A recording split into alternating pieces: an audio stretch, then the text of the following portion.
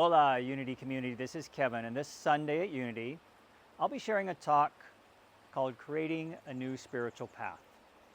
And this was prompted by a very recent life-changing experience I had trekking in the mountains in the Andes of Peru.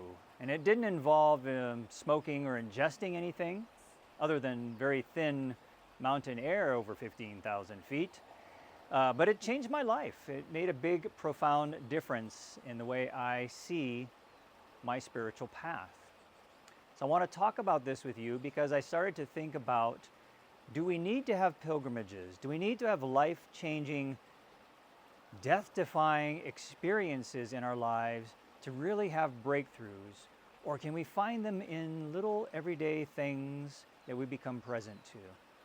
Let's explore that together this Sunday. I hope you'll join me. I'll share some beautiful images and stories and hopefully get you inspired to find an awakening in some small or large way. I'll see you there.